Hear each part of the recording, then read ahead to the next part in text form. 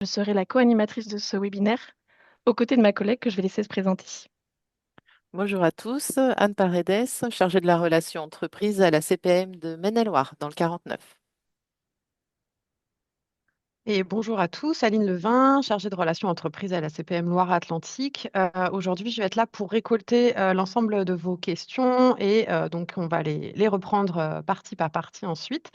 Juste un petit rappel sur les questions. Lorsque vous posez une question, essayez de mettre la question entière sur dans l'onglet et pas petite phrase par petite phrase. Ça évitera en fait qu'on ait des difficultés à vous répondre puisque vous êtes assez nombreux aujourd'hui. Voilà, merci.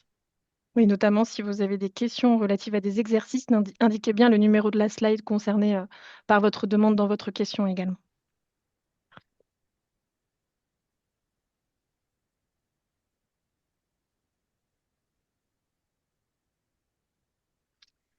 Donc, pour que vous puissiez suivre facilement le déroulement du webinaire, voici le plan que nous allons suivre. Donc, en premier lieu, les informations réglementaires, puis la saisie sur net entreprise au risque maladie, la saisie sur net entreprise au risque accident de travail et maladie professionnelle, le congé payé, les congés payés et le temps partiel thérapeutique, le temps partiel pour motif thérapeutique sans arrêt initial. On verra également les cas particuliers d'un arrêt à temps complet qui interrompt le temps partiel thérapeutique, le calcul de l'indemnité journalière, hein, et chaque partie sera illustrée et ponctuée d'un temps d'échange questions-réponses. Donc, encore une fois, pensez bien à indiquer le numéro de la slide concernée par votre demande. On débute donc avec les informations réglementaires. Donc, le temps partiel thérapeutique prévient de la désinsertion professionnelle du salarié en effectuant une activité professionnelle à durée réduite par rapport au temps de travail prévu par le contrat de travail.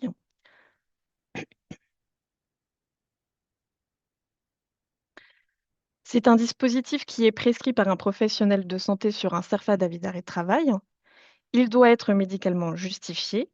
Le but étant de favoriser une reprise progressive à temps plein du salarié ou un maintien dans l'emploi. Et donc cette proposition, comme je viens de l'indiquer, s'inscrit donc pleinement dans la démarche de la prévention de la désinsertion professionnelle.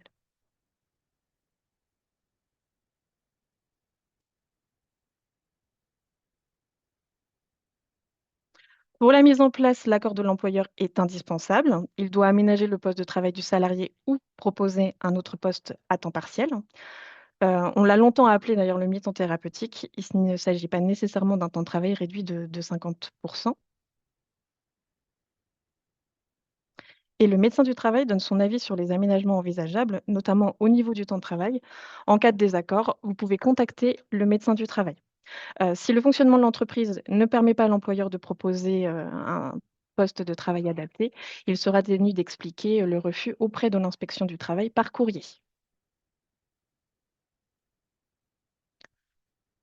Depuis le 1er janvier 2019, il y a eu une mise à jour réglementaire. Il n'est plus nécessaire qu'un arrêt à temps complet précède un temps partiel.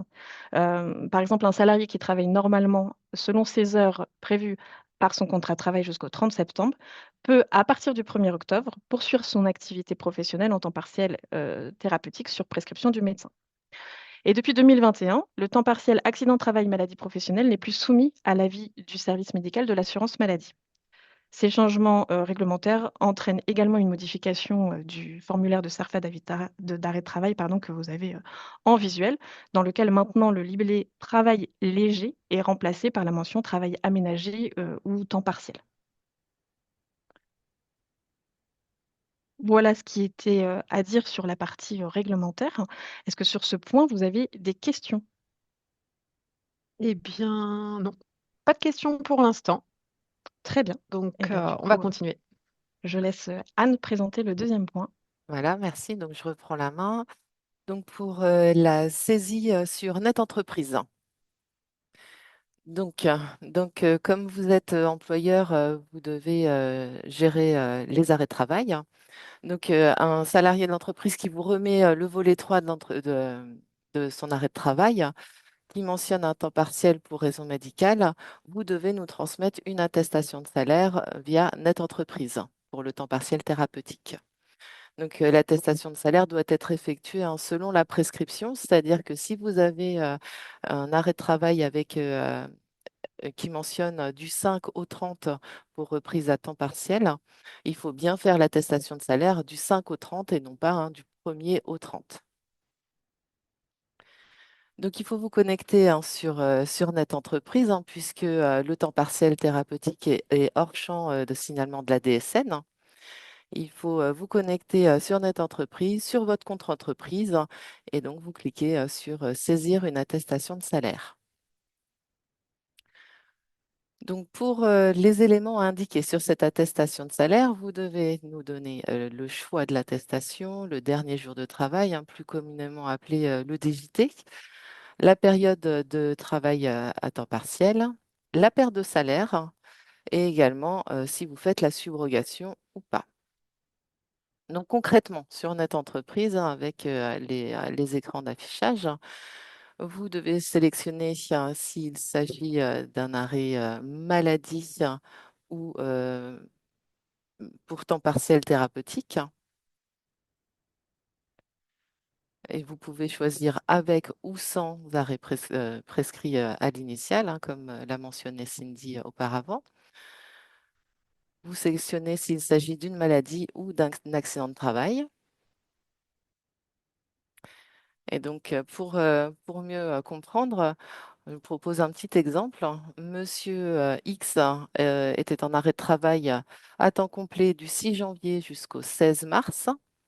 Son médecin lui prescrit un temps partiel thérapeutique du 17 mars au 30 mars. Et il reprend son activité à temps réduit à 50%. Donc, le choix de l'attestation de salaire pour indemnité. Il s'agit donc, vous notez les coordonnées de votre salarié, vous indiquez le dernier jour de travail. Ici, dans l'exemple, c'est le 5 janvier et il correspond au dernier jour de travail avant l'arrêt initial. Donc, je vous ai remis une petite frise. Donc, pour la période du 17 mars au 31 mars, à déclarer à compter du 1er avril, puisque vous devez déclarer l'attestation de salaire pour le temps partiel thérapeutique à terme échu. Donc, si on se dit que Monsieur X aurait dû percevoir un salaire de 1 200 euros s'il avait travaillé à temps complet, à temps partiel thérapeutique, il a perçu 600 euros.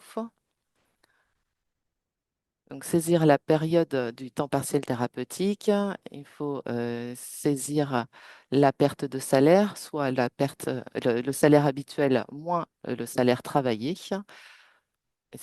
Et donc, il faut valider votre saisie. Si vous faites la subrogation, il faut bien noter oui. Il faut saisir vos coordonnées bancaires. Et donc, un SIRET égale un RIB. Et donc, il faut nous mettre les dates extrêmes de la subrogation qui est noté soit dans votre convention collective, dans l'accord de branche ou dans vos décrets.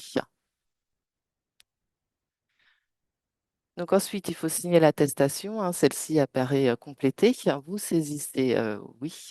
Donc, vous voyez bien votre attestation. Vous saisissez oui. Et donc, vous pensez à enregistrer en PDF votre attestation de salaire. Est-ce qu'il y a des questions sur cette partie? Alors oui, on a quelques questions. Attends, je retrouve. Hop. Nous avions une première question. Alors, il y en a deux qui se rejoignent. Pourquoi faut-il adresser l'attestation à terme échu? Donc, il faut adresser l'attestation à terme échu tout simplement parce qu'il faut que le mois soit terminé pour que vous puissiez nous saisir l'attestation de salaire du 1er au 30 ou du 1er au 31. Mhm. Et donc, En elle ne peut effet. pas se faire le dernier jour du mois. Il faut bien attendre le lendemain, donc à partir du 1er. On avait une autre question. Lorsque nous faisons une subrogation, est-ce que nous indiquons une perte de salaire ou pas, car le salaire de l'agent est maintenu du coup? Donc, en cas de subrogation, c'est pareil, qu'il y ait subrogation ou pas, l'attestation doit être identique. Vous indiquez bien la perte de salaire et nous venons ensuite nous verser à vous, employeur, les indemnités journalières, puisque vous demandez à récupérer les indemnités journalières pour votre maintien de salaire. Je regarde ce que nous avons d'autre. Alors, on a une autre question. Est-ce que la perte de salaire est indiquée en net ou en brut? Donc, bien sûr, elle est indiquée en brut. C'est ça. Bonjour, si nous avons une reprise en temps partiel thérapeutique qui chevauche l'arrêt de travail, quand doit débuter le temps partiel thérapeutique? Alors, on va y revenir dessus tout à l'heure. Si vous n'avez pas votre réponse, vous pourrez la reposer, bien sûr. Alors, les questions arrivent en même temps, du coup. Elles sont arrivées après. D'accord. Donc, je regarde s'il y en a d'autres. Ça, les primes, on va revenir dessus aussi. Donc on reprend et puis on reprendra les questions Vous pouvez à la reprendre fin et des puis on va parties. répondre. C'est ça. Allez, Ok. Ok, Je te laisse la main, merci. Cindy. oui, c'est parti. Donc là, on va revoir ensemble la saisie sur notre entreprise d'un temps partiel avec accident de travail, maladie professionnelle.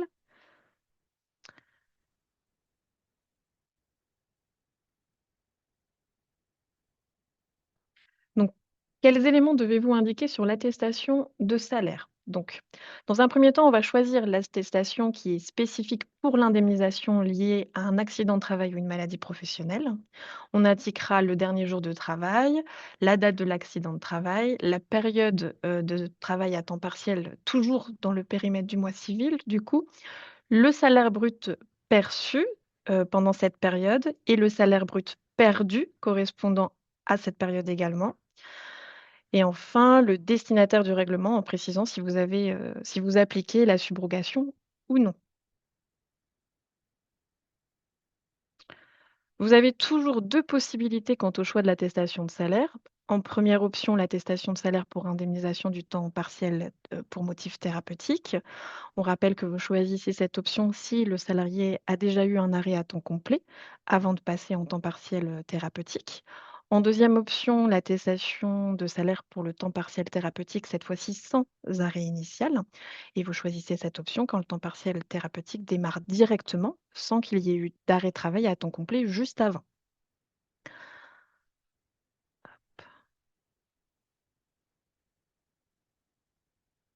Enfin, et selon la situation du salarié, vous choisissez si l'attestation concerne un accident de travail ou une maladie professionnelle.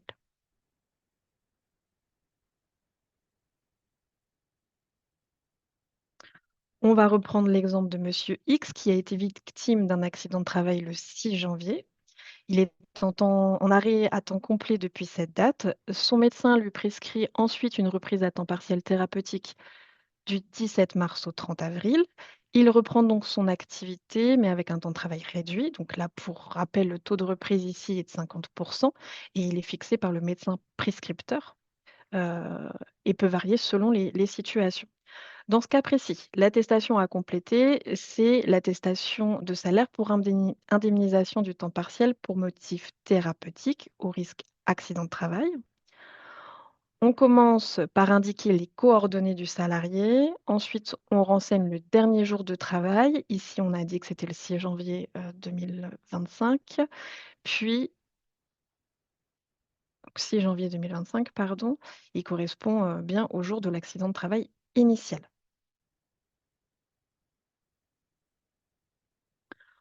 On arrive maintenant à l'étape salaire de référence.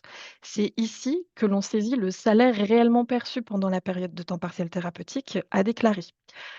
Donc, d'abord, on indique la période du temps partiel thérapeutique. Ensuite, on saisit le salaire brut perçu, celui qui est soumis aux cotisations accident de travail, maladie professionnelle. Et enfin, on applique le taux forfaitaire de 21%.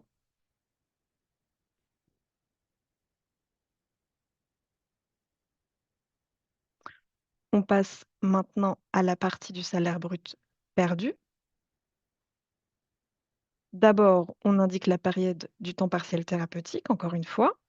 Ensuite, on renseigne le salaire brut perdu, c'est-à-dire la part de salaire soumis aux cotisations accident de travail maladie professionnelle qui n'a pas été versée du fait de la réduction du temps de travail. Et enfin, on applique encore une fois le taux forfaitaire de cotisation, toujours fixé à 21%.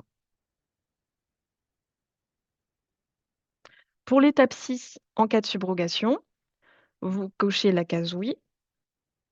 Ensuite, vous saisissez les coordonnées bancaires. Comme l'a dit Anne tout de suite, on fait un rappel qui est assez important. Un SIRET correspond à un seul et même RIB. Et pour finir, on indique la date de subrogation telles qu'elles sont prévues par la convention collective, l'accord de branche ou le décret applicable. On arrive maintenant à la dernière étape, la signature de l'attestation de salaire. Elle apparaît automatiquement complétée dans la fenêtre pop-up. Après, ce sera selon la configuration informatique de votre poste.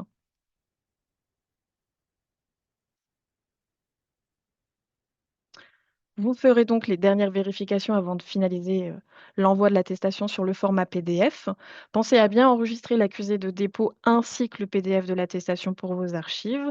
Puis, vous validez définitivement, il suffit pour ça de saisir «Oui» sur la petite case et de cliquer sur «Étape suivante». Voilà, vous avez déclaré votre temps partiel thérapeutique pour accident de travail, maladie professionnelle. Sur cette partie, est-ce qu'on a des questions? Alors, on va avoir des questions. Bonjour, pouvons-nous saisir plusieurs périodes sur une même attestation? Alors, tout dépend. Tant que la période est échue, oui. Tant qu'elle n'est pas entrecoupée d'arrêt de travail, oui. En revanche, on vous conseille quand même de faire une attestation par période. Mais si effectivement vous avez, pendant 3 mois, vous n'avez pas envoyé d'attestation de salaire et la personne est en temps partiel thérapeutique, vous pouvez mettre les 3 mois sur la même attestation. Mmh. Euh, alors, j'essaie de voir ce qui est en rapport avec ce que vous disiez. Pourquoi la saisie n'est pas identique pour un temps partiel thérapeutique qui fait suite à une maladie pro? Alors parce qu'on Ah, calcule le plafond d'indemnité journalière à ne pas dépasser, pardon, mais on y reviendra sur le calcul de l'indemnité journalière là-dessus. merci. Alors, le document. Attends, c'est bon. Que mettre dans maintien de salaire, slide 24? Je ne sais pas si vous pouvez juste revenir sur la slide Alors, 24 slide éventuellement. 24. Un petit temps de latence entre les slides.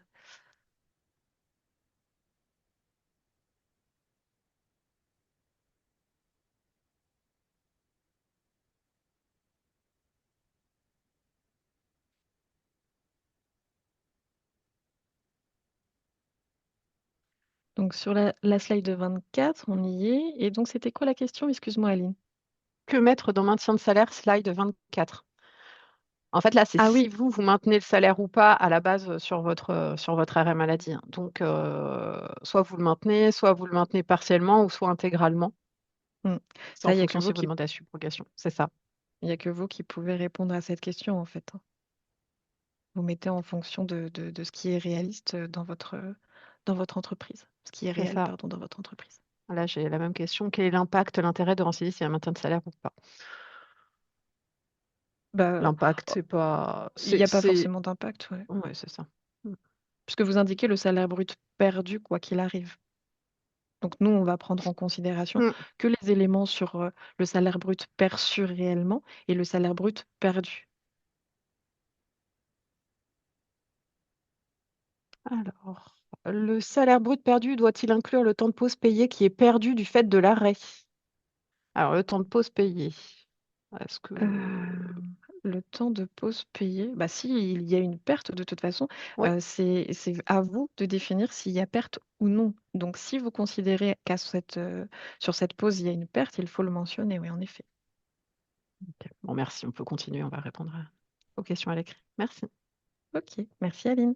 Je laisse donc la main à Anne. Oui, alors, on va parler des congés payés et du temps partiel thérapeutique. Donc, pour ça, un petit exemple. Madame X était en arrêt à temps complet maladie depuis le 15 janvier. Elle a une prescription temps partiel thérapeutique du 26 février au 11 avril. Et en mars, elle a des congés payés du 12 au 23 mars. Les jours de congés payés pendant une reprise à temps partiel thérapeutique ne donnent pas lieu à une indemnisation de la caisse primaire. Donc, sinon, ça ferait un double paiement, hein, c'est-à-dire que vous, en tant qu'employeur, vous payez cette période et nous également. Donc, depuis 2023, il faut découper ces périodes et donc nous indiquer, hein, que vous avez payé ces congés payés. Quand on dit congés payés, c'est RTT ou tous les autres congés, hein, qui sont indemnisés par l'employeur. C'est ces congés-là qu'il faut indiquer. Et concernant les jours fériés, hein, il est nécessaire aussi de les décompter lorsqu'ils ne sont pas travaillés et qu'ils sont payés par l'employeur, ce qui revient à congé payé. Donc, indiquer la période de congé payé, le motif congé payé, puis une perte de salaire à zéro, hein, comme vous pouvez le voir sur l'écran.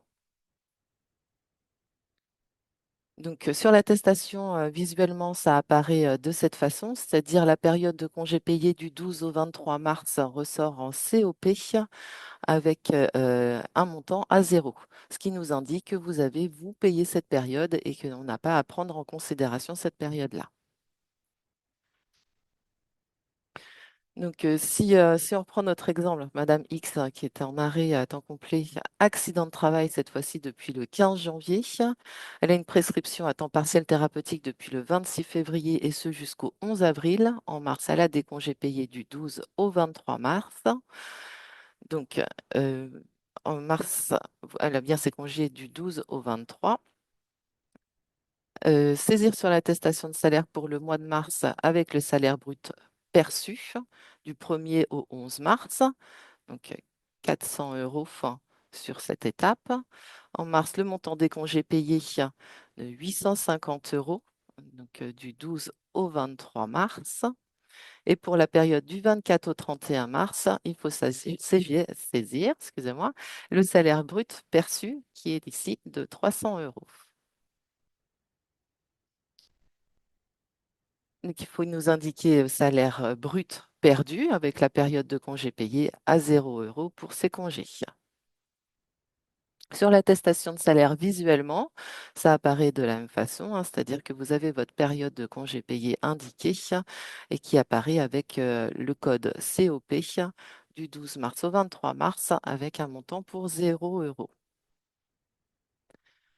Donc ensuite, vous saisissez oui pour valider votre attestation de salaire.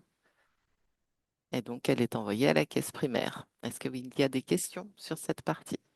Aline? Oui, on va voir quelques questions. Mhm. Alors, si le jour férié est attendu travailler, est-il pris en charge par la sécurité sociale? Donc, J'ai pas si, entendu. pardon, Est pardon, attendu? excuse-moi. Oui. Oui, est attendu travailler, est-il pris en charge par la sécurité sociale? Donc, un jour férié, s'il est travaillé par le salarié, bien sûr, on va le prendre en charge en perte de salaire dans le cadre de l'indemnisation en temps partiel thérapeutique. Mhm. Euh, Bonjour, si nous ne découpons pas et que nous mettons la perte que sur le TPT, est-ce grave? Alors, Alors, oui, ouais, je te puisqu'il laisse répondre. il faut bien découper, hein, comme je vous l'ai indiqué, pour que la période soit indemnisée uniquement par l'employeur et non pas deux fois, c'est-à-dire une fois par l'employeur, une fois par la caisse primaire. Donc, il faut bien découper ces périodes. Merci. Alors, attends. Si un jour férié, on fait comment? Donc, idem que pour un congé. On le découpe.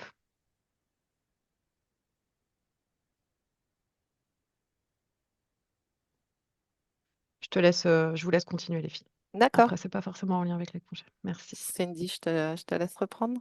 Oui, merci Aline. Donc, on va revoir le temps partiel pour motif thérapeutique sans arrêt initial. Comme tout à l'heure, vous devez sélectionner le type d'attestation à établir. Donc, pour notre exemple, l'attestation de salaire pour indemnisation du temps partiel pour motif thérapeutique sans arrêt initial.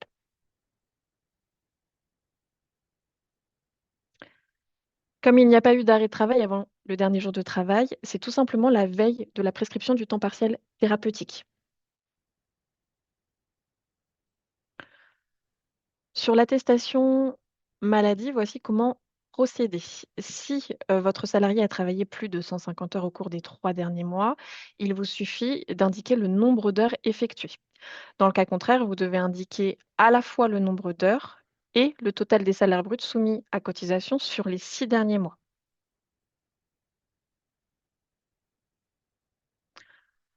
En exemple, Monsieur X est à temps partiel thérapeutique du 9 avril au 30 avril. Il travaillait à temps complet auparavant. Son dernier jour de travail, c'est le 8 avril, donc la veille du temps partiel thérapeutique. Vous allez donc indiquer la période de référence du temps partiel thérapeutique du 9 avril au 30 avril. Le motif, ce sera temps partiel thérapeutique, puis vous indiquez la perte du salaire durant cette période.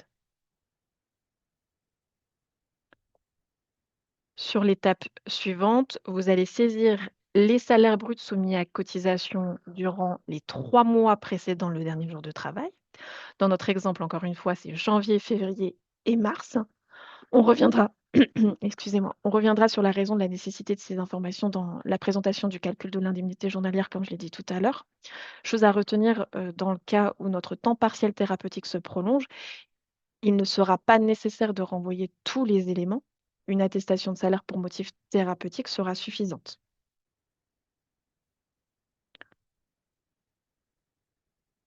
Donc, dans notre exemple, Monsieur X a travaillé à temps complet de janvier à mars 2025. Aucune absence n'est à indiquer. On peut donc passer à l'étape d'après. Sur l'attestation de salaire reconstituée, on peut y voir tous les éléments de salaire, c'est-à-dire les salaires pour la période des 3 mois qui précèdent et le mois du temps partiel thérapeutique. Ensuite, vous validerez en saisissant oui, puis étape suivante. Voilà, l'attestation de salaire est remplie. Est-ce que vous avez des questions? Oui, il y a quelques questions. Je veux juste revenir sur les congés payés. On a eu quelques questions sur ça. Quand un salarié est en temps partiel thérapeutique et qu'il souhaite poser une journée de congé, c'est une journée entière. Vous pouvez vous référer au code du travail pour ça. Donc là, ça ne concerne pas l'assurance maladie, mais référez-vous au code du travail. C'est pas s'il est à 50% qui travaille que le matin, il ne pose pas une demi-journée pour l'après-midi. Normalement, c'est bien une journée entière. Ensuite, parce qu'il y avait quand même plusieurs questions là-dessus. Mhm. Sur donc l'attestation qu'on vient de voir, si l'agent n'a pas travaillé les 6 derniers mois, comment ça se passe? Comment faire la déclaration, le nombre d'heures à déclarer et le salaire? Eh bien, vous rétablissez le salaire par rapport au salaire indiqué sur son contrat de travail. Mm. Alors après, s'il n'a pas travaillé pendant 6 mois, il n'a pas cotisé pendant 6 mois, donc on reviendra vers lui de toute façon pour lui demander ses bulletins de salaire sur les 12 derniers mois à ce moment-là, pour voir s'il y a Oui, l'ouverture de s'il n'est droit pas en aussi. Ouais. contrat, ouais, en effet, il faudra, on lui demandera des pièces complémentaires.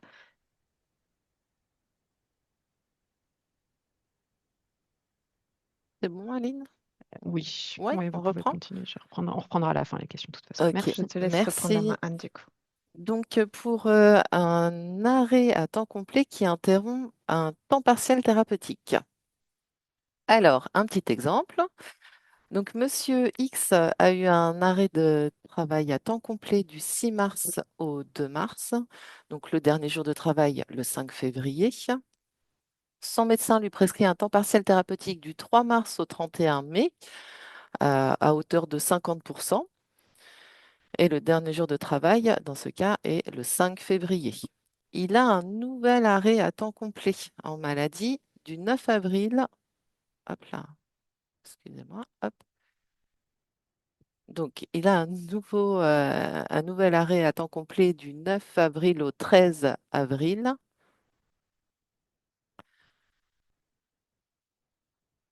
Et il reprend un temps partiel thérapeutique à compter du 14 avril.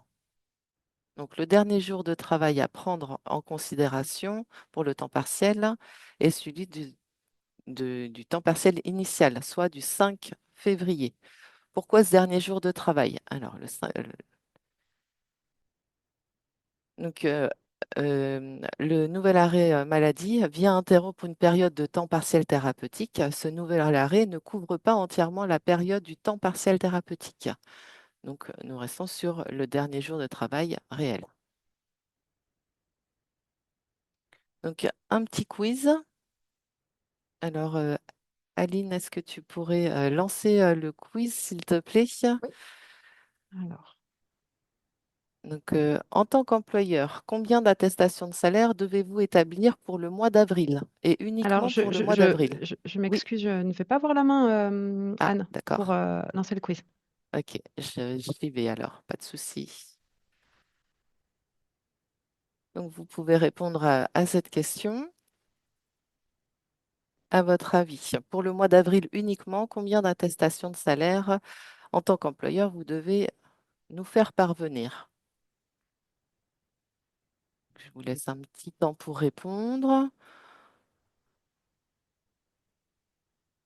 Je vois qu'il y a pas mal de répondants sur 2 ou 3 attestations de salaire.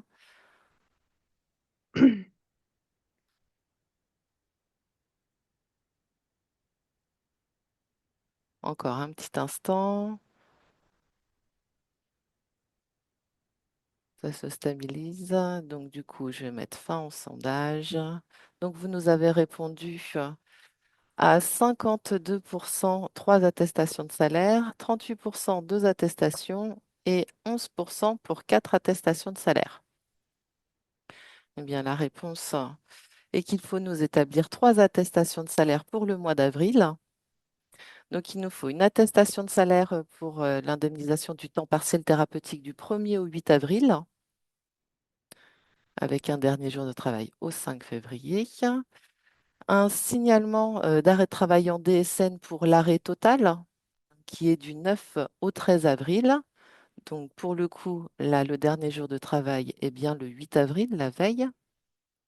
Et une troisième attestation de salaire pour l'indemnisation du temps partiel thérapeutique du 14 au 30, avec un dernier jour de travail au 5 février qui se rapporte à la première période. Donc, sur une première attestation pour l'indemnisation du temps partiel thérapeutique du 1er au 8, indiquez le dernier jour de travail, la période du temps partiel thérapeutique et la perte de salaire. Sur la deuxième attestation de salaire, là c'est pour l'indemnisation de l'arrêt à temps complet du 9 au 13, il faut indiquer pour le mois de janvier le salaire brut soumis à cotisation. Pour le mois de février, il a travaillé à temps complet du 1er au 5, puis en arrêt maladie à compter du 6, il faut indiquer le salaire brut.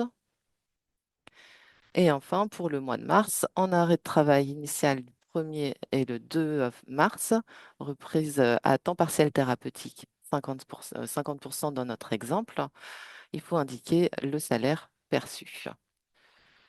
Donc, pour rappel, hein, cette attestation de salaire-là, vous pouvez la réaliser en DSN puisque c'est pour un arrêt à temps complet. Hein. Pour rappel, c'est uniquement les attestations de salaire pour les temps partiels thérapeutiques qui doivent être établies sur Net Entreprise. Donc, pour l'attestation de salaire, pour le mois de janvier, Monsieur X a travaillé à temps complet. Alors,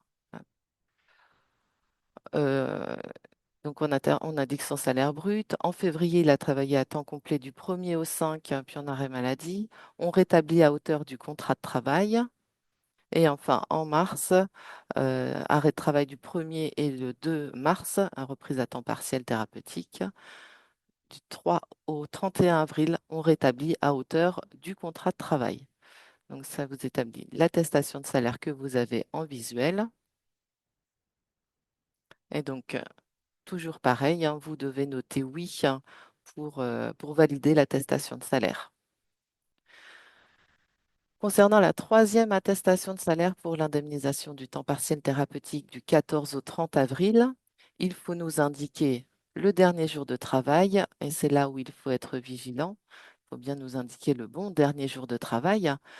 Donc, le 5 février, puisqu'on se reporte à la première période. Il faut également indiquer la période du temps partiel thérapeutique. Donc, comme je vous disais tout à l'heure, hein, bien nous mettre du 14 au 30 qui se reporte à la prescription. Et donc, bien faire attention à cette période-là. Et il faut nous indiquer également la perte de salaire. Donc, si on passe à un deuxième exemple, où le nouvel arrêt de travail maladie vient interrompre une période de temps partiel thérapeutique, Monsieur X a un arrêt de maladie à temps complet du 6 février au 2 mars, dernier jour de travail, et le 5 février. Son médecin traitant lui prescrit un temps partiel thérapeutique du 3 mars au 11 avril, donc à hauteur de 50% pour notre exemple. Le dernier jour de travail pour le temps partiel thérapeutique, eh bien, le 5 février. Il a un nouvel arrêt à temps complet en maladie du 9 avril au 13 mars. Donc, l'arrêt maladie va au-delà de l'arrêt temps partiel thérapeutique. Donc, son dernier jour de travail, eh bien, la veille de l'arrêt total, soit le 8 avril.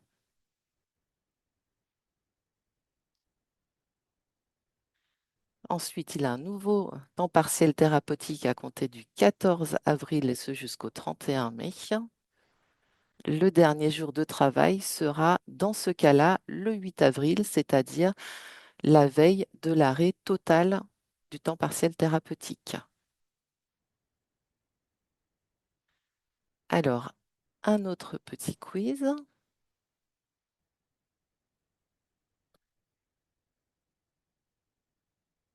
Alors, excusez-moi, je lance le sondage.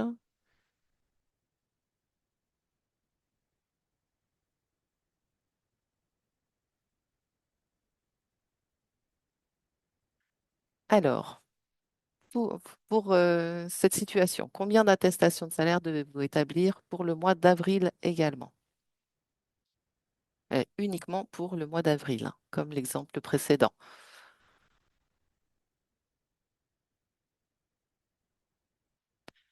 Donc, 2 attestations de salaire, 3 attestations de salaire ou 4 attestations de salaire. Donc, je vous laisse un peu de temps pour répondre. Donc, cette fois, ça vacille entre 3 et 4 attestations de salaire pour le mois d'avril, hein.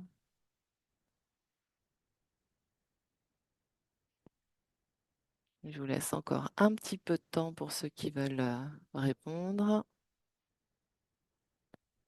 Ça se stabilise. Donc, du coup, vous êtes à 60%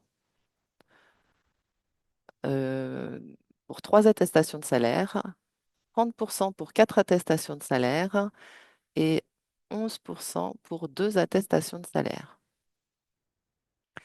La réponse est,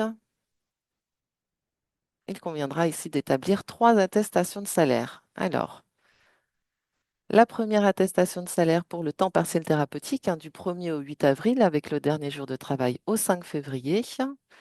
La deuxième attestation de salaire que vous pouvez faire via la DSN pour l'arrêt total du 9 au 13 avril, avec le dernier jour de travail ici le 8 avril. Et une troisième pour le temps partiel thérapeutique. Ici, bien faire attention, le dernier jour de travail est bien le 5 avril, le 8 avril, excusez-moi, donc pour reprendre les éléments. Voilà. Est-ce qu'il y a des questions sur cette partie? Oui, quelques questions. Alors, une première, alors je me rappelle à peu près de quel slide c'était. Donc, pourquoi au 1er mars et pas au 3 mars pour le temps partiel thérapeutique? Eh bien, tout simplement parce que il faut nous indiquer les dates du temps partiel thérapeutique prescrit. Donc, si le médecin prescrit un temps partiel à partir du 3 mars, on viendra mettre du 3 mars au 31 mars sur l'attestation de salaire, puisque du Mais 1er au c'est 2 mars, il n'était pas en temps partiel thérapeutique. voilà. Est-ce qu'on peut revenir sur la slide 49? Parce que du coup, il y a une question, pourquoi ne pas faire les 2 attestations de salaire en partiel thérapeutique ensemble, comme c'est à terme échu? Et je t'avoue, je ne me rappelle pas de la slide 49. 49, donc 49. Alors, donc la première attestation du temps partiel thérapeutique du 1er au 8. Alors, quelle était la question sur ce... Du coup, pourquoi ne pas faire une seule attestation de salaire? Parce que Une tout seule est à terme attestation de échu. salaire? Alors, parce que vous avez deux raisons, puisque vous avez deux arrêts, c'est-à-dire un arrêt à temps partiel thérapeutique et un en arrêt total. Donc, ça fait déjà 2 attestations de salaire. Et pourquoi la troisième? Parce que vous faites votre temps partiel thérapeutique euh, en début de mois. Donc, la première partie, comme elle a été coupée par un arrêt maladie, vous pouvez nous faire parvenir la première attestation, la deuxième en DSN et la troisième, puisqu'il faut attendre le terme échu. Et puis le dernier jour de travail change du coup sur les attestations de salaire. Mm, c'est ça. Merci. On a une question aussi. Bonjour, un arrêt complet pendant le TPT fait-il suspendre le TPT? Faut-il refaire un avenant, signaler une reprise du temps partiel? Alors, tout ce qui va être avenant au contrat pendant un temps partiel thérapeutique, ça va être à vous de gérer ça en fonction des conventions collectives, de votre procédure d'entreprise.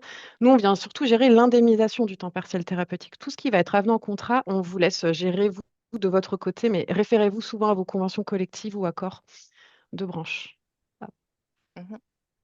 Et on avait juste une dernière petite question avant que vous puissiez reprendre. Faut-il un nouvel arrêt temps partiel thérapeutique par le médecin après un arrêt de travail à temps complet?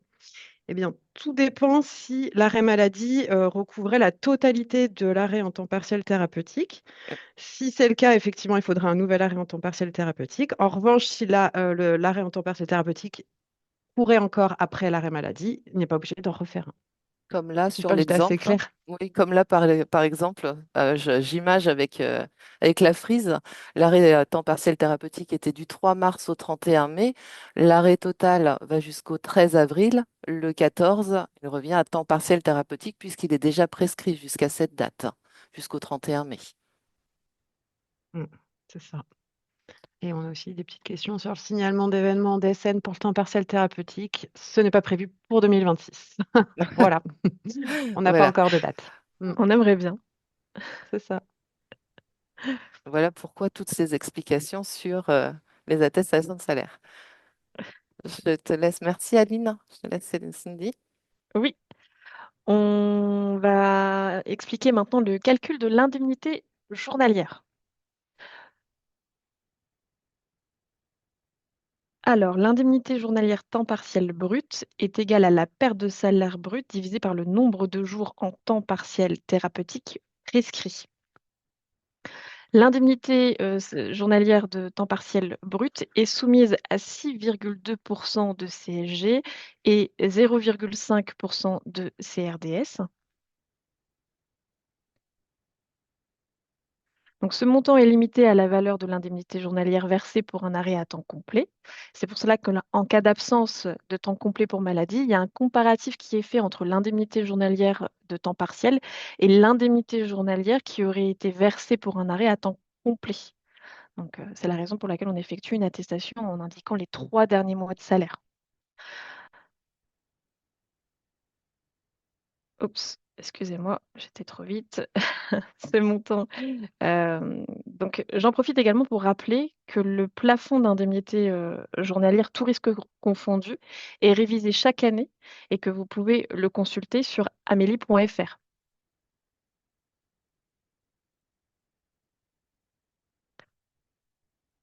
Dans les faits, on calcule le montant de l'indemnité journalière pour l'arrêt à temps complet.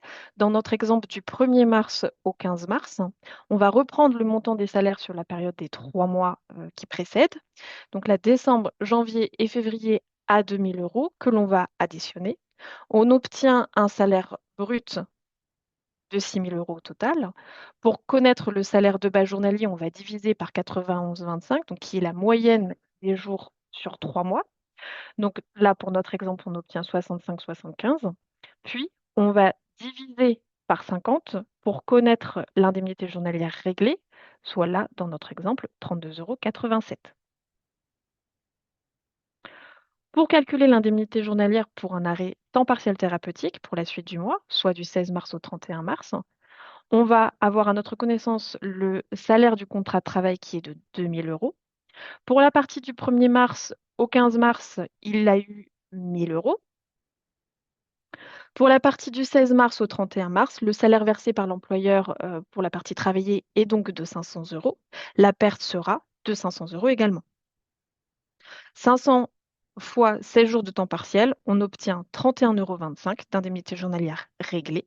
Et pour un accident de travail, le calcul de l'indemnité journalière reste identique.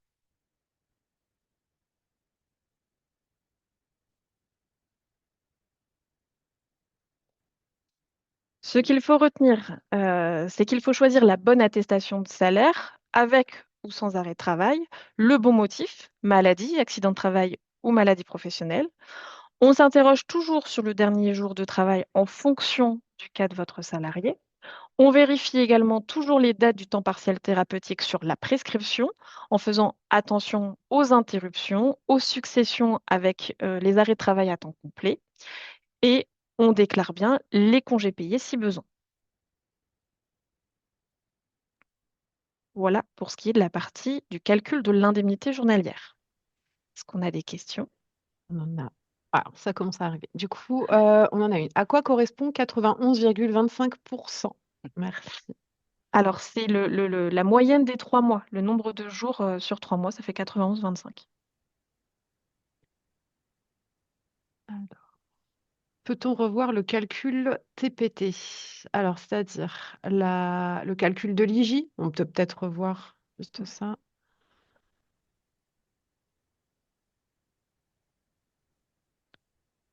Quelle était la question sur ça? Il n'y a pas vraiment de question, juste revoir les Ok. calculs. Ok. Donc, je le refais. En fait, l'indemnité journalière arrêt temps partiel, vous avez le montant du salaire connu dans son contrat de travail qui est de 2 000 euros. Pour la partie du 1er mars au 15 mars, il y avait un arrêt à temps complet. Donc là, il a touché 1 000 euros sur cette partie-là. D'accord? Ensuite, pour la partie du 16 mars au 31 mars, le salaire qui a été versé par l'employeur, parce qu'il n'y a pas de perte sur la partie des 50% payés par l'employeur, pardon, vous avez versé 500 euros. Donc, pour aller jusqu'à 1 000 euros, pour aller jusqu'au 2 000, 1 000 plus 500, on a bien une perte de 500. Je ne sais pas si j'ai été plus claire. Mm. Du coup, l'indemnité journalière réglée est de 31,25 parce qu'ensuite, on fait le calcul. Là, on avait 16 jours de temps partiel. Donc, 500 fois 16 jours, 31,25, on obtient 31,25. Divisé par Merci. 16 jours, pardon. Je dis multiplié, mais on divise. Sinon, on ne peut pas obtenir 31,25. Alors, on a d'autres questions. L'exemple d'un salarié qui est en arrêt à temps plein jusqu'au 13 décembre. Le salarié nous donne un arrêt de temps partiel à compter du 10 décembre, date de visite du médecin, mais ne commence le temps partiel qu'à compter du 14 décembre et non le 10 décembre. Du coup, quelle est la date à indiquer? Alors, là, vous venez bien d'indiquer la date du 10 décembre au niveau du temps partiel thérapeutique, même s'il le Mm. démarre après. Vous allez calculer la perte en conséquence, mais le temps partiel, il va démarrer à la date de prescription du médecin. Donc là, le 10 décembre. S'il a travaillé, de toute façon, sur toute la journée complète, il y a une perte à zéro, du coup, puisque vous l'indemnisez sur le temps complet, en fait. Mm. On a une question. Y a-t-il un plafond pour le montant journalier aussi en temps partiel thérapeutique? Alors, il y a un plafond sur le temps partiel thérapeutique, qu'il soit en maladie, en accident de travail ou en maladie professionnelle. Ça, c'est un plafond réglementaire qui est remis en vigueur tous les ans, en fait. Quelqu'un me demande quelle est la différence entre mois et période. Alors du coup, là, dans notre exemple, je vais rester sur cette slide-là, Mhm. on a le mois complet, donc du 1er mars au 31 mars, mais comme on peut le voir, il a été découpé de façon à ce qu'il y ait l'arrêt du 1er mars au 15 mars, puis du 16 mars au 31 mars. Donc le temps partiel thérapeutique, il sera établi sur une période qui est du 16 mars au 31 mars et non pas sur la période du 1er mars au 31 mars. Ce qui fait que sur l'attestation, vous n'aurez pas à faire la déclaration du mois complet.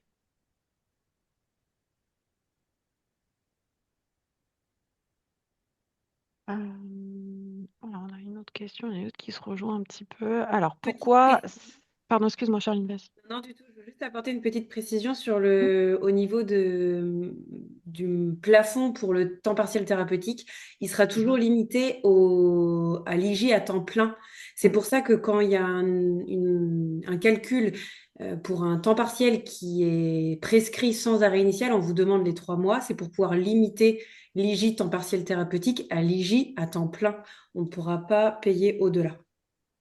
Ouais, c'est ce que je vous ai expliqué sur cette slide-là, en fin de compte, hein. Voilà. Quand on a l'attestation temps partiel thérapeutique sans arrêt initial, vous indiquez bien les 3 mois de référence qui précèdent le temps partiel thérapeutique parce qu'il nous permet de calculer l'indemnité journalière à ne pas dépasser. En gros, l'indemnité journalière pour un arrêt à temps complet permet de plafonner en fait une deuxième fois. Il y a deux plafonds, le plafond de l'indemnité journalière à temps complet et le plafond en vigueur sécurité sociale. Une autre question. Pourquoi, si le calcul de l'IJ pour temps partiel thérapeutique pour maladie pro est identique à la maladie simple, la déclaration est-elle différente? Pour cette raison, justement, que, en fait, en Mm, accident de travail et maladie professionnelle, il n'est pas soumis au plafond de l'arrêt à temps complet. c'est ça. Il n'y a pas d'ouverture de droit aussi en plus. Donc, Ouais. effectivement, la Quand vous législation n'est pas la déclarez, même en. quand Pardon, vous vas-y. déclarez l'attestation, sur l'attestation accident de travail, le salaire de référence, donc le mois qui précède, il n'est pas soumis à ce qu'il ait travaillé sur cette période. Vous faites un rétabli de salaire en fonction de son contrat de travail. Donc, c'est pas du tout la même législation sur ce point. Une autre question qui n'est pas vraiment une question, mais donc le salarié ne perd aucun salaire en temps partiel thérapeutique alors qu'il perd 50% en maladie. Effectivement, en temps partiel thérapeutique, on vient compléter en fait le reste en IJ. En IJ. Le but étant qu'il revienne au Mm. travail, justement. Alors, on calcule l'IJ pour les TPT à l'identique des IJ maladie. Est-ce un bon calcul? Faut-il le proratiser si TPT inférieur à supérieur pardon, à 50%? Alors, vous proratisez en fonction du pourcentage travaillé, bien sûr, au niveau de la perte. Je suis pas sûre d'avoir compris la question. On calcule Ouais. l'IJ pour les temps partiels à l'identique des IJ maladie. Est-ce un bon calcul? Faut-il le proratiser si TPT est supérieur à 50%? Alors oui, oui, vous proratisez votre perte de salaire. C'est pour ça que là, sur cette slide-là, on était bien à 16 jours sur la perte de salaire. On a 500 euros sur 16 jours qu'on divise. Mm. Donc, on a bien 31,25 d'indemnité journalière réglée, hein. On a temps complet et le temps contractuel. Oui, en fait, quand on vous dit temps complet, c'est le temps que le salarié doit faire sur, enfin, le temps qui est indiqué sur son contrat de travail, celui qu'il fait habituellement.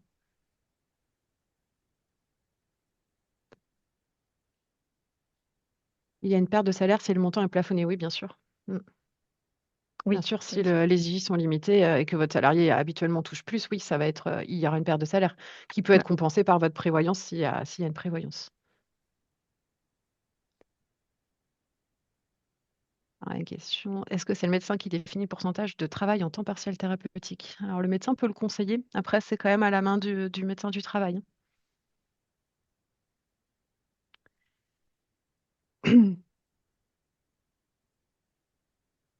Est-ce que c'est bon pour les questions, Aline? Oui, oui, oui. Oui. Ok. Mm. Parfait. Merci, Aline. Donc, du coup, enfin, pour nous joindre ou les sites utiles sont disponibles hein, au 36 79 hein, pour vos dossiers cas particuliers pour revoir avec les agents. Vous pouvez poser toute question hein, liée à Net Entreprise au 0806 800 700 et vous avez le site Amélie Entreprise pour toutes les questions hein, sur la législation, les actualités et puis pour vos démarches. Donc, je tiens à remercier Aline, Charline et Jérôme hein, qui ont répondu aux questions qui devaient être assez nombreuses quand même. Et donc, vous allez recevoir à la fin un questionnaire de satisfaction. Donc, vous pouvez prendre un petit moment pour répondre, hein. Il y a seulement 5 questions. Donc, ça nous permettra de nous améliorer et de répondre à vos demandes si vous avez des demandes en particulier.